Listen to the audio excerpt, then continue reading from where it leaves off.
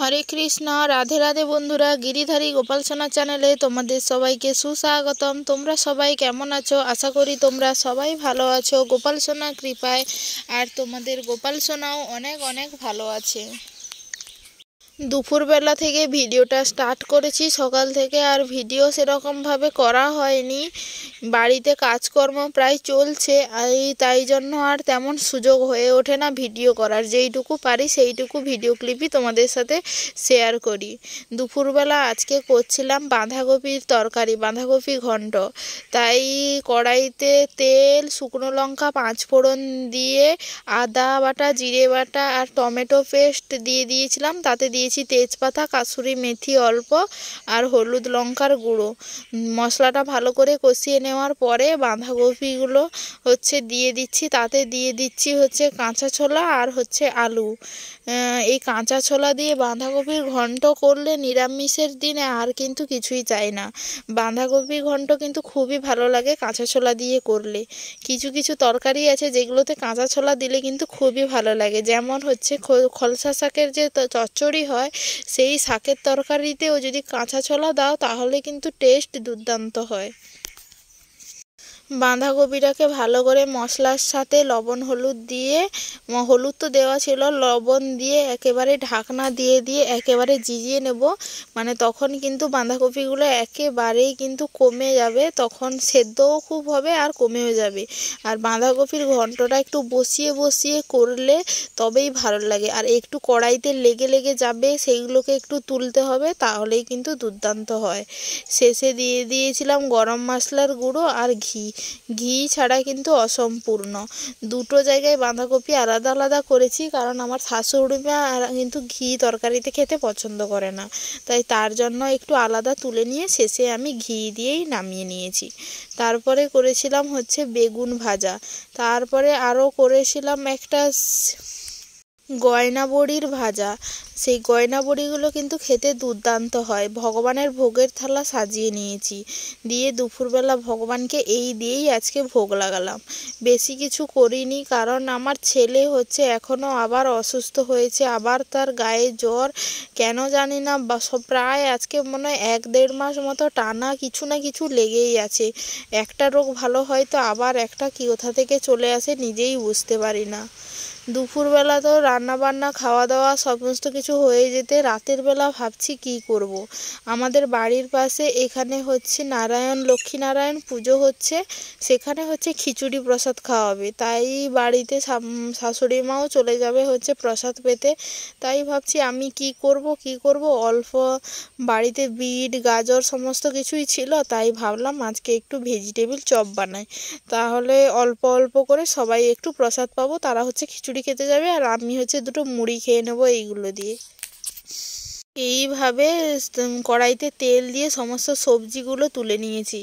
আর greater যেইটাতে একেবারে সরু সরু করে বেরোয়, সেইটাতে আলু গাজর আর বিট সমস্ত কিছু সেটাতেই চুরে ফেলেছি। তাই কড়াইতে প্রথমে আলু, তারপরে বিট, তারপরে গাজর আর দিয়েছিলাম অল্প একটু বাঁধাকপি। এইগুলো দিয়ে ভালো আগে জিরিয়ে নেব, লবণ দিয়ে ভালো করে ঢাকা দিয়ে জিরিয়ে নেব।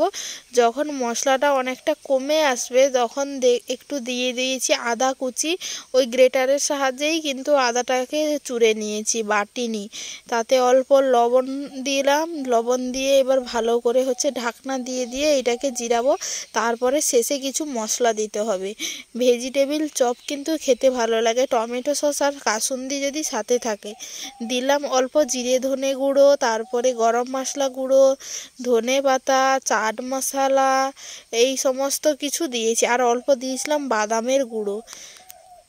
এই সমস্ত মশলা এবার ভালো করে মিশিয়ে নেব সমস্ত সবজির সাথে। একটু ঘিও দিলাম, ফ্লেভারটা সুন্দর আসবে বলে। ঘিয়ের ফ্লেভার কিন্তু দুর্দান্ত লাগে। গরম ভাতে যদি ঘি, লেবু আর হালকা একটু লবণ দিয়ে মাখিয়ে খাওয়া যায়, তাহলে কিন্তু ভাত একেবারে খাওয়া একদম জমে যায়। ঘি ভাত খেতে কার না ভালো লাগে, তাই না? মশলাটা মোটামুটি রেডি হয়ে গেছে, ভেজিটেবিলের পুরটা এবার নামিয়ে আমি ভেজিটেবিলের মতো শেপ করে হাতে আগে বানিয়ে নেব।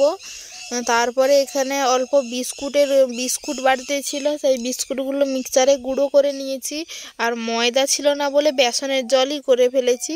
কি আর করব, যেইটা আছে সেইটা দিয়েই তো চালাতে হবে। যখন ভেবেছি করব, ময়দা একেবারেই ছিল না, বেসন ছিল, তাই জন্য বেসনের জল করেছি।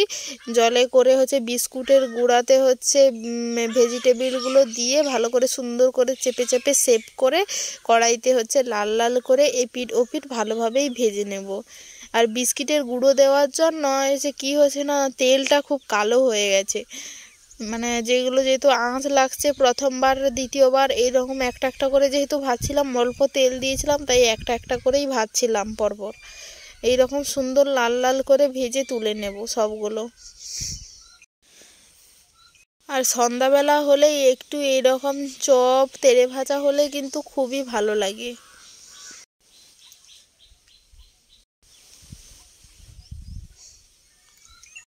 আর ওইদিকে আমার ছেলেও খুব কান্নাকাটি করছিল আমার কাছে আসবে বলে। ননদ যেহেতু বাড়িতে ছিল, তাই বলছিলাম দিদিকে একটু ধরতে, আমি এইগুলো কোনো রকমভাবে করে ফেলি, ওকে নিয়ে তো আর এইসব করা যাবে না, সব একেবারে ঘেটে কী যে করবে ঠিক নেই। আর এত দুষ্টুমি বেড়েছে দিন দিন, আর কি বলবো। সমস্ত ভেজিটেবিলগুলো ভাজা হয়ে যেতে কাসুন্দি এবং টমেটো সস দিয়ে ভগবানকে ভোগ লাগিয়ে দিলাম।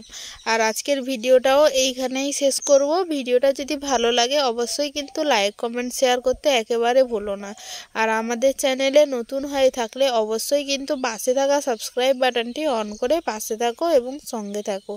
সবাই সবার পাশে আছি, সবাই সবার পাশে থেকে এগিয়ে যাই।